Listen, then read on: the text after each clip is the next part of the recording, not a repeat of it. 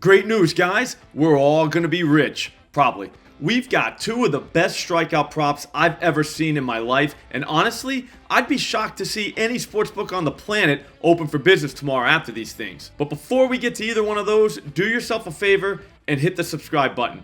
21,000 other people have done that, and most of them are still alive to talk about it. We do videos just like this Monday through Friday, and we get together in live streams every afternoon. Simply put, you need this. We all do. First thing we're doing tonight is locking in Jared Jones, 8+ Ks, plus 152 at FanDuel. It's almost like these people want us to get rich. This kid has pitched 4 times in the big leagues in his entire life. He's gone over this number in 2 of those times. The other 2 times, he finished with 7 Ks, so he was right there. Here's the thing that's going to blow your mind though. In his last start, he fanned 7 New York Mets. I know what you're thinking. Slop, the Mets don't even strike out. You're right, only 2 teams in Major League Baseball have struck out less than those guys. But that's not even the point. In that start, the Pirates pulled Jones after just 59 pitches. What kind of shit is that? After the game, they explained that it was his first time pitching on day 5 between starts. The Pirates want him going on day 6. It was all part of the plan. People were pissed though because the Pirates bullpen gave up a couple of runs and they lost that game. It ruined everything. Long story short, that won't happen tonight. Jones is on day 6 between starts and he has the Milwaukee Brewers on tap.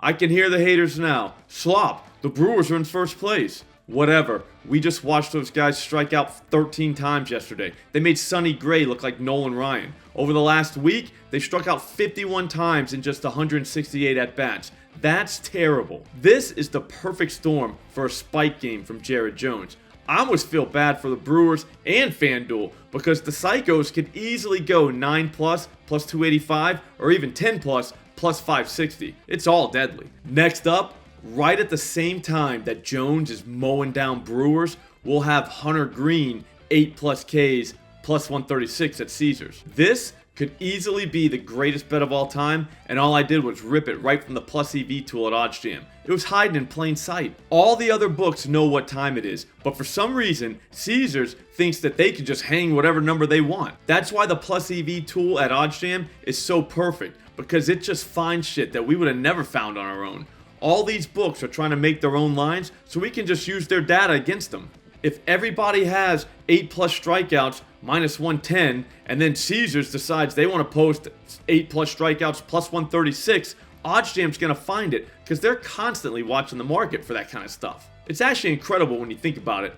And what's even crazier is you can try it yourself for free. Just click the link in the description and use promo code SLOP. Now you're going to notice that they only give regular people 7-day free trials, but for us VIPs, we get OddsJam for free for 14 days. We're just living the dream. But this isn't really about OddsJam.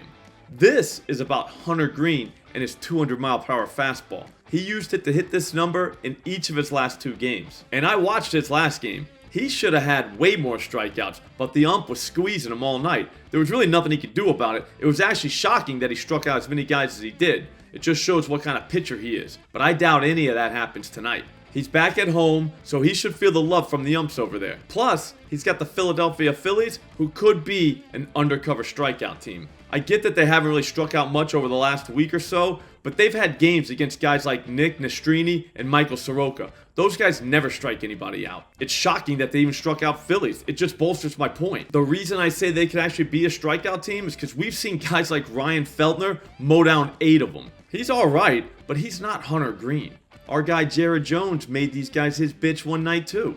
And going through the Phillies lineup, there are 7 guys that should be in there that have big time trouble with sliders from righties. That's important because Green throws one like half the time.